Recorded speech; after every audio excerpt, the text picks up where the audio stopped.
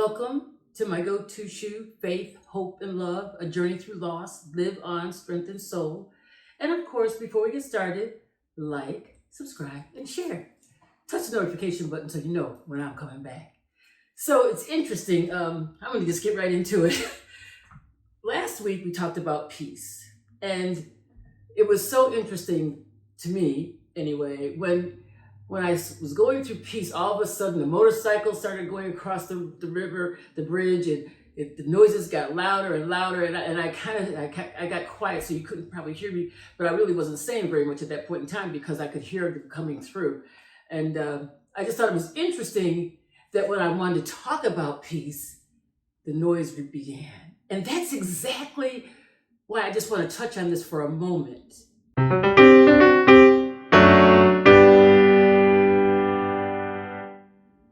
Because I talked about the peace that surpasses all understanding. When life is hitting us with blows that are so loud that you can't even hear yourself think, you still have to center yourself in that peace that surpasses all understanding. And even though it was loud, I still stayed centered and I still kept on with the path that we were on, talking about peace. And that's what we have to remember, because when we're going through and whatever's happening in our lives, when the noises start to come and the clangs come and it gets unbearably loud in our minds, because it gets overwhelmed with all these different thoughts, and sometimes the thoughts are not even loud, they're quiet. But they prevent us from doing some things that we need to do. So I just thought it was interesting on how that took place. Right when I wanted to start talking about peace, all of a sudden, all the noises began. And that's how it is in our own personal lives. When we want to just kind of just go through quietly, the noises begin to elevate.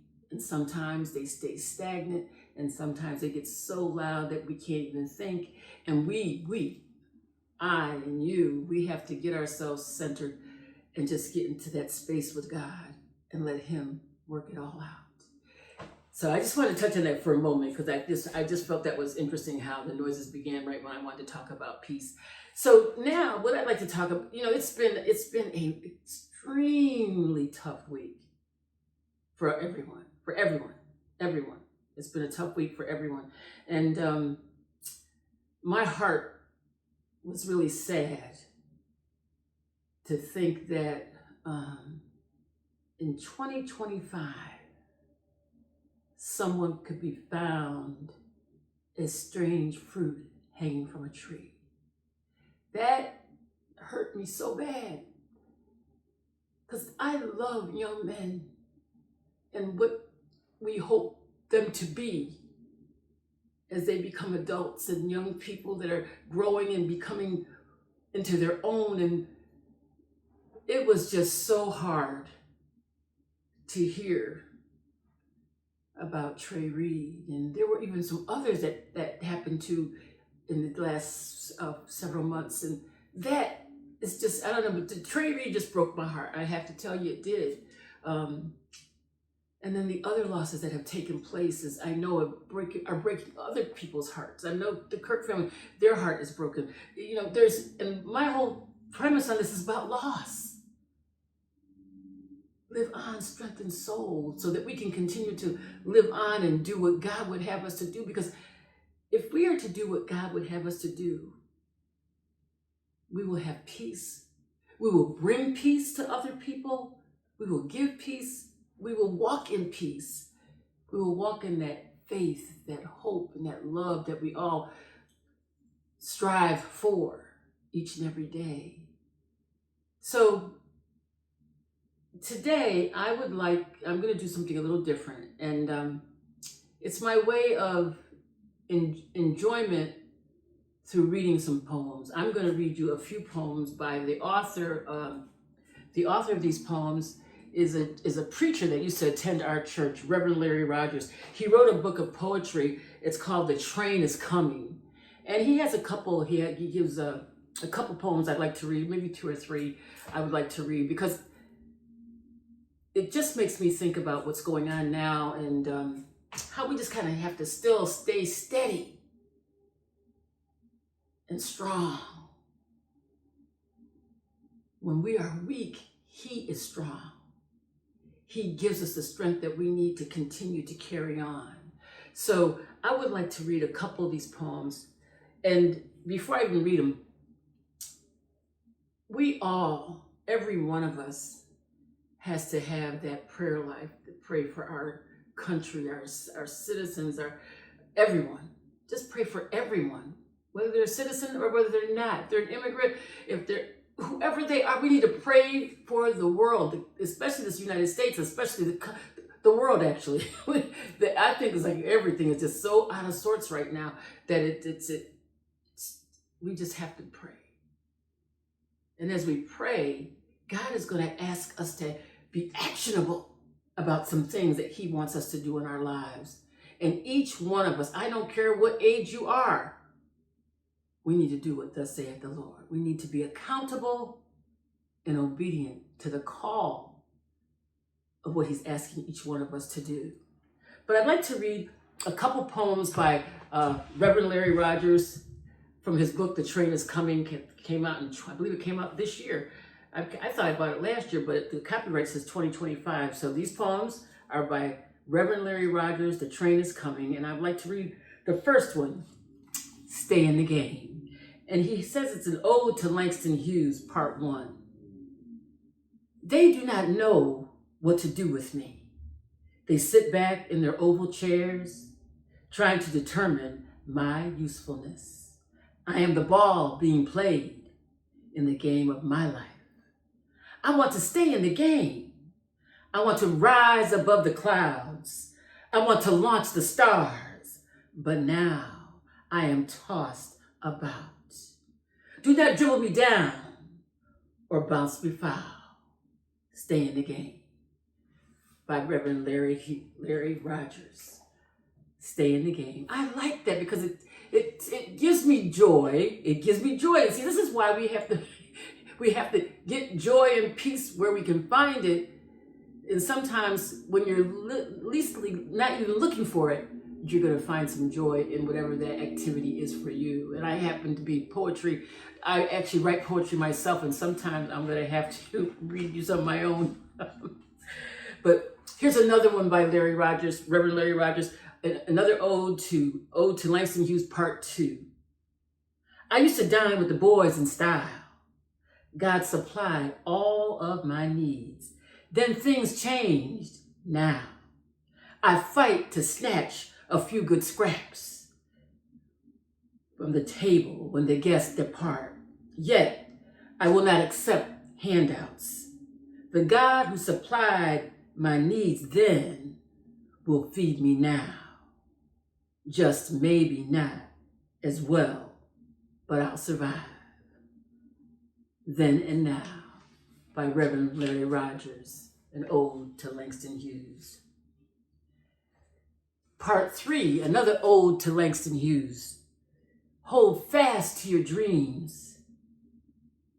Hold fast to your dreams, never let them go. Falter, stumble, or slip, hold on tight with an ironclad grip, like a little baby clinging to her mother's fingertip. Or a computer grasping a cold metal rail as the train dances down on its long, dark rail.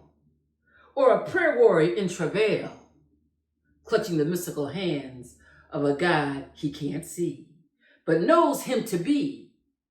Hold fast to your dreams. Never let them go, because things are going to get better. So hold fast. Hold on. Hold. Reverend Larry Rogers, Hold Fast to Your Dreams, an ode to Langston Hughes, part 3. Another one I would like to read, and this one is, it's one more, I think this will be the last one I do. I thought I had it right here. This one reminds me of what's happening right now and what we're going through. When he wrote it, we've had several incidents since he wrote this book. We had, in fact, when I'm doing this today, there was just another shooting today. So it seems to be like part of our culture. It's like always. This is really, it's not a good thing. And that's why the saints, those who know how to get a prayer through, need to be praying. Need to be praying. These are the last days. Waco, Columbine, Newtown, Fort Hood, Aurora, Ferguson, Baltimore, Boston, Colorado Springs, San Bernardino, Charleston, Orlando, Baton Rouge, Oakland, Dallas, Vegas, Parkland, Pittsburgh. It keeps going on and on and on. Mass shootings, fueled by domestic terrorism, caught on video in prime time. Dodge City has returned to television. Ordinary people caught in the crossfire. Dead bodies littering the floor of our electronic world while the stock market riots. Place your bets, place your bets. Titled, These Are the Last Days by Reverend Larry Rogers. I could go on. I just, I told you I like to read. I like to listen to audible books in my spare time. And, but I also will stand up in my own space, in my room, or wherever I'm in my house, and I'll recite poetry and I'll read it because it just has so much meaning to me. And those poems that I just shared with you, they say a lot. They say so much. And with poets and writers, it's a beautiful thing, because what happens, they get their thoughts on paper, and their thoughts that's in their spirit, that they love, that they've been blessed with, and they get them on the parchment. And when they're on the parchment, it's like the word comes alive right before our very eyes. So I wanted to share that today because it's been a tough week. And although it's been a tough week, I want to lift up the Kirk family, the Reed family, every family, black, white, brown, doesn't matter what color we are. Because the interesting thing is, we're all created by one God. We're all created by one God. The same God that created me created this one, that one, them, us, everyone, all of us. God created. And if he created each one of us, we're required to actually love. That's the requirement, to love. My go-to shoe, faith, hope, and love. The greatest of these is love. The one thing that we have a hard time doing is to love each other unconditionally, with our differences, with who we are. Why do we have such a hard time loving one another? You want to know why? Part of the problem is we don't love ourselves. We don't love who we are. Oh, we love the money. We love the roof over our head. We love the homes we're in. But do we love ourselves?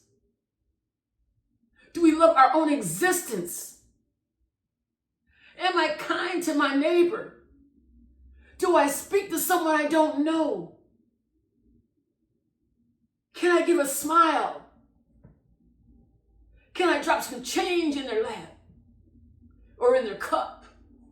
Or when you're driving down the road and you got some money in your purse, and there's somebody in the road with a sign that says, "I'm hungry, I'm in need." Do we just pass them by? The word says the poor will be with us always. So those who do have to help. But sometimes I think we're so busy with our own stuff that we don't know how to love each other. It's time for the community to be in unity. It's time for the community to be in unity, to be unified with one another, to learn to love, to find out what is different about her, what's different about him, what's different about each one of us, that we can't love each other. So, y'all, I'm on my tangent a little bit there today, but I find that when I'm doing these, a lot of times, maybe you need to see how I feel. And maybe it will trigger something in you to feel. Because it's not just about me, myself, and I. It's about all of us living together, working on this thing called life. As I've always said, life be life. But we've got to still walk in it and be about it and be about our Father's business. Not about Pauline's business, but be about our Father's business. You know what I tell you? It's all about that intimate, personal relationship. And then through that, we got to trust God. We got to trust the process that he's allowing us to go through. And then we better trust his outcome. He knows best. He knows best. He knows best. So on that note, I love y'all. I love y'all. I'm sorry that I'm smiling still at the end of this, because we all need to know that God is going to get us through this. He is going to get us through, and we can depend on him. We can trust in him, and we can know that he has our best interest at hand. So pray, pray, pray. And if you don't know what to pray, just say Jesus. Just say Jesus. Jesus. Jesus. Help us. So, as always, I hope y'all have an absolutely outstanding week. We're going to get through this thing. We're going to keep going through. And that's why this podcast is Live On, Strengthen Soul, because we're going to live on. And we're going to be strengthened each and every day. So I want to thank Reverend Larry Rogers for letting me recite some of his poetry. Thank you so much, Reverend Rogers. I appreciate it. It's a great book that you have. And if y'all want to get his book, it is The Train. You see, The Train is Coming by Larry Rogers. The Train is Coming by Larry Rogers. He didn't tell me to put that out there, but I think since I read from it, you might want to know about it. So you can at least check it out if you'd like to. Anyway, I love you all. I love you all, each one of you. So, like, subscribe, and share. Hit the notification button so you know when I'm coming back, because I will be back. Talk to you soon. God bless you. God bless you. God bless you. May heaven continue to smile upon you, even when you think even when you think he's not smiling on you. Oh, he is. He is. And he has your best interests at hand. So if it's not happening the way you want it to happen, just give him time. Because it will happen in his time. And you know his time is not our time. Because we want it now. We want it now. We don't want to wait. We want it now. We're in this microwave society. We don't like to wait. Anyway, hold on to God's unchanging hand. Watch God, watch you fulfill his purpose in you. God bless you. God bless you. God bless you. Love y'all. Bye-bye. See you soon.